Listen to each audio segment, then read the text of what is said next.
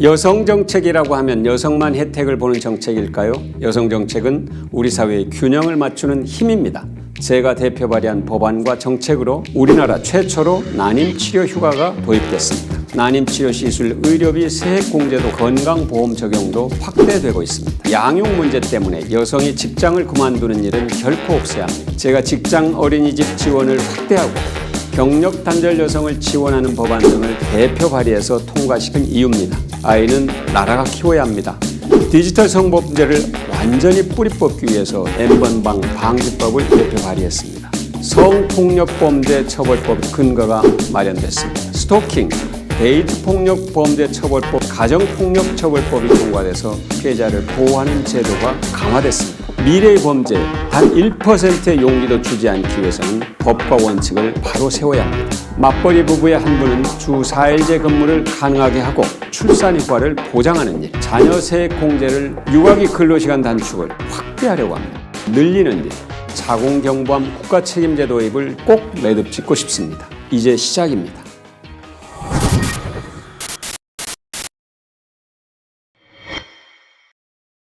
여성 정책이라고 하면 여성만 혜택을 보는 정책일까요?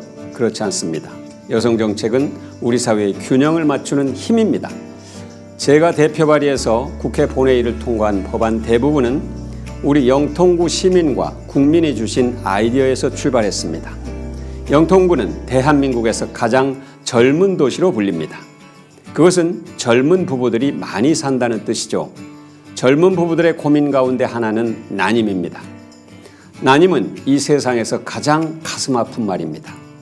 난임은 스스로 임신하지 않는 피임과는 달리 아이를 갖고 싶어도 또 낳고 싶어도 아이를 낳지 못하는 경우를 말합니다. 보건사회연구원에 따르면 25살에서 34살 사이의 여성 10명 가운데 4명이 최소 1년 이상 임신에 실패한 경험이 있습니다.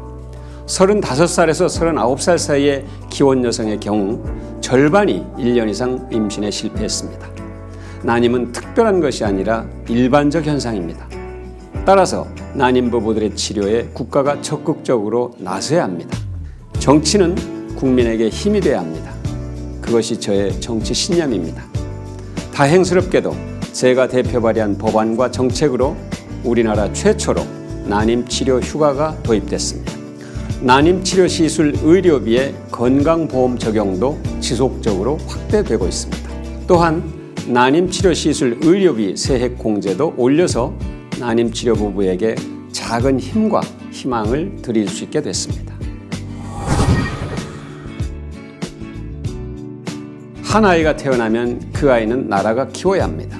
그것이 나라가 할 일입니다. 특히 양육 문제 때문에 여성이 직장을 그만두는 일은 결코 없어야 합니다. 이것이 선진국의 기준입니다. 제가 직장 어린이집 지원을 확대하고 경력 단절 여성을 지원하는 법안 등을 대표 발의해서 통과시킨 가장 큰 이유입니다. 이러한 성과들은 여성에게만 힘이 되는 것이 아닙니다.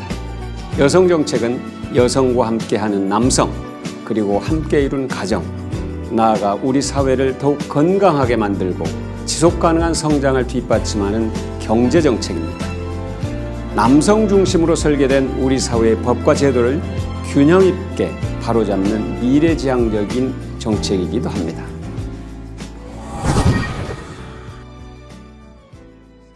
지난해 총선 기간에 발생한 N번방 사건은 큰 충격이었습니다. 2018년을 보면 디지털 성범죄 구속률은 2%도 되지 않았습니다. 어렵게 재판에 넘겨져도 10명 가운데 7명은 300만 원 이하의 벌금형에 그쳤습니다. 이것이 과연 건강한 사회일까요?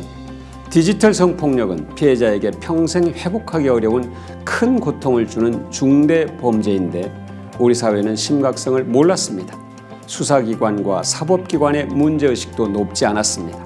그래서 법을 완전히 바꿔야 한다는 목소리가 커졌고 영통구 시민들과 전문가, 대한변호사협회의 의견을 담아 N번방 방지법을 대표 발의했습니다. 지난해 국회 본회의에서 성폭력범죄 처벌법이 통과돼서 불법 성적 촬영물을 단순하게 소지만 하더라도 처벌하는 법적 근거가 마련됐습니다. 불법 성적 촬영물의 촬영자와 유포자에 대한 처벌 형량도 강화됐습니다. 불법 성적 촬영물을 이용해서 협박하거나 강요하는 범죄 행위에 대한 처벌 규정도 신설됐습니다. 그런데 최근 N번방 방지법을 누군가 흔들고 있습니다. 일부 커뮤니티를 중심으로 고양이 동영상까지 검열한다면서 사전 검열 불안감을 키우더니 국민의힘은 대통령 후보, 당대표, 공동선대위원장 등 모두 나서서 다시 법을 개정해야 한다고 목소리를 높이고 있습니다. 과연 국민의 편에 서 있는 것입니까? 국민의힘이 피해자 입장에 한 번이라도 서봤다면 첫 걸음마를 뗀 N번방 방지법을 정쟁 차원에서 흔들어서는 안 됩니다. 지금도 발생하고 있을지 모를 각종 디지털 성범죄물 피해자들의 고통을 결코 잊지 말기 바랍니다. N번방 방지법은 지난해 5월 20대 국회 마지막 본회의에서 통과됐습니다. 재석 의원 178명 가운데 170명이 찬성했습니다. 찬성 의원에는 국민의힘 의원도 50명이나 있습니다. 법사위원회에서도 국민의힘 의원들은 어떤 문제도 제기하지 않았습니다. 여야가 함께 통과시킨 법입니다. 디지털 성범죄를 완전히 뿌리 뽑기 위해서 최선을 다해야 합니다. 이 문제를 정쟁화하는 것은 결코 국민들의 동의를 얻기 어렵습니다. 현재 텔레그램을 비롯한 일부 해외 사업자에게 이 법이 적용되지 않고 또 1:1 채팅이나 이메일은 동영상 식별을 피하고 있는 데다가 새롭게 만들어진 성착취물은 빠져나갈 수 있어서 실효성 문제가 더 큽니다. 검열이라는 잊지도 않는 공포를 자극하기 전에 성착취물을 삭제하지 못해서 목숨까지 버리는 피해자의 고통과 공포에 대한 해법을 내놓는 것이 정치의 의무입니다. 디지털 성범죄 대책 이제 시작입니다. 미래의 범죄 단 1%의 용기도 주지 않기 위해서는 법과 원칙을 바로 세워야 합니다. 추가 대책 법안도 대표 발의해서 제도의 사각지대를 없애는 데 최선을 다하겠습니다. 지난해 총선 때 스토킹, 데이트 폭력 범죄 처벌법 추진을 약속드렸습니다. 시민선대위에서도 저에게 강력하게 요청했던 사안입니다. 민주당이 주도해서 지난해 3월 국회 본회의를 통과했습니다. 그 전해 9월에는 가정폭력처벌법이 통과돼서 가정폭력 가해자를 현행범으로 체포할 수 있게 됐고 가해자가 피해자에 대한 접근 금지 조치를 위반할 때 형사처벌과 함께 피해자를 보호하는 제도가 강화됐습니다. 그러나 이 법안도 사각지대가 존재합니다. 관련 법안도 마련하고 있습니다.